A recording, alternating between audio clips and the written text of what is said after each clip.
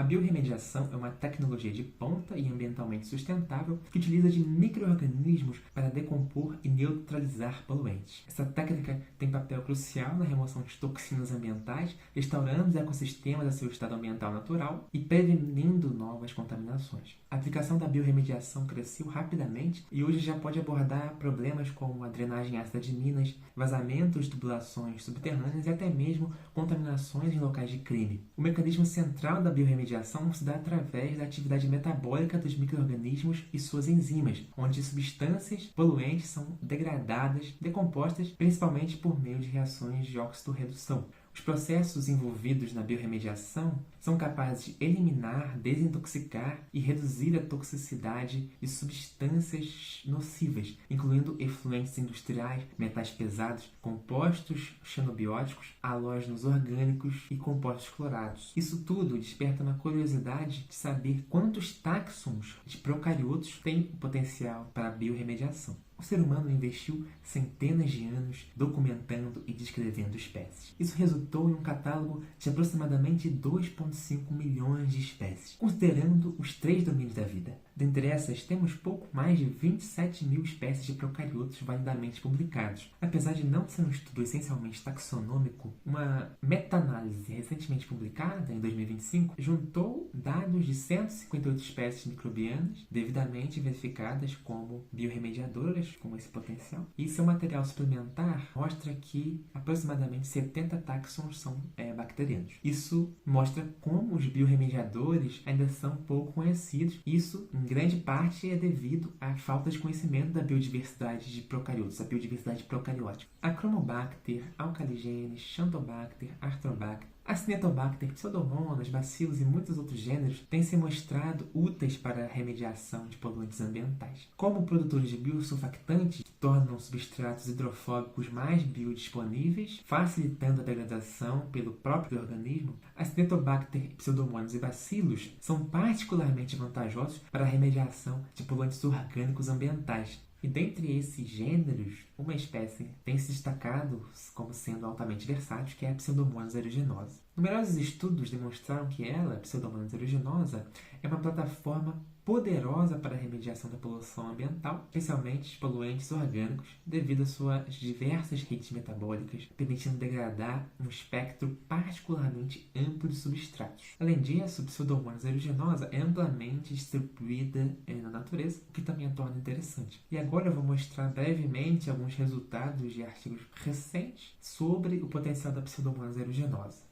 Linhagens de Pseudomonas aeruginosa demonstraram elevada capacidade de degradação de hidrocarbonetos de petróleo bruto, onde para cada tipo de hidrocarboneto a bactéria emprega diferentes vias metabólicas. Nesse trabalho, publicado em 2022, os autores buscaram testar isolados bacterianos, incluindo linhagens de Pseudomonas aeruginosa, como promotores de crescimento vegetal e degradadores de petróleo bruto. Os experimentos foram conduzidos em vasos com solo esterilizado e contaminado artificialmente com petróleo. Então, foram realizados ensaios controlados de risorremediação com uma espécie de planta chamada Azadirachta indica. Depois de 60 dias de reinoculações periódicas, observaram a remoção de aproximadamente 93 a 95% dos hidrocarbonetos totais de petróleo do solo na remediação com linhagens de Pseudomonas aeruginosa. Pseudomonas aeruginosa também tem se mostrado eficiente na degradação de uma ampla gama de pesticidas, entre eles piretroides, que é uma família de pesticida que atua no sistema nervoso de insetos e é amplamente utilizado mundialmente. Em 2025, saiu um artigo na Environment International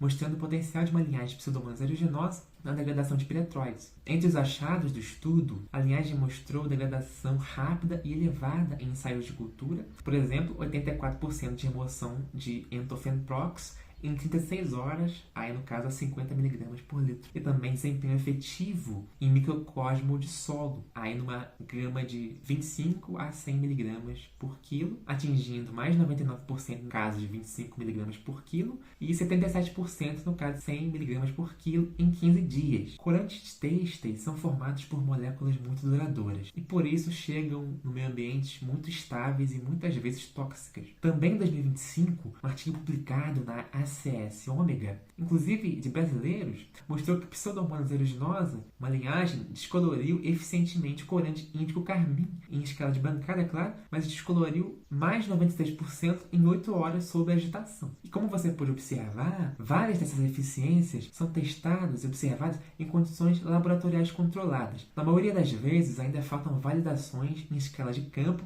e ainda identificação completa dos metabólitos. Além disso, também, é claro, Pseudomonas aeruginosa é um oportunista humano, então, para aplicação prática, deve-se preferir as enzimas isoladas ou ainda consórcios não patogênicos. Todos os anos, cerca de 1.300.000 toneladas de petróleo entram no meio ambiente e, na maior parte das vezes, através de vazamentos naturais de petróleo. Mas o fato das praias não estarem cobertas de alcatrão se deve a atividades de micro-organismos que degradam o petróleo liberado. E esses micro-organismos incluem principalmente espécies do gênero Alcalivorax, cicloclásticos e talassólitos, que podem degradar vários hidrocarbonetos saturados de cadeia ramificada e de cadeia linear. No entanto, durante o derramamento de petróleo provocado pelo ser humano, como no caso de Exxon Valdez, que causou um dos maiores derramamentos da história, liberando cerca de 41 milhões de litros de óleo, a quantidade de petróleo pode sobrecarregar a comunidade microbiana local, permitindo que o petróleo se espalhe e chegue à costa, causando problemas ambientais e ecológicos severos. É esse caso de Exxon Valdez, que ocorreu em março de 1989, no Alasca, contaminou cerca de 2.100 km de costa, afetando principalmente a biodiversidade marinha. Nesse caso, inúmeras tentativas de resposta foram empregadas, dentre elas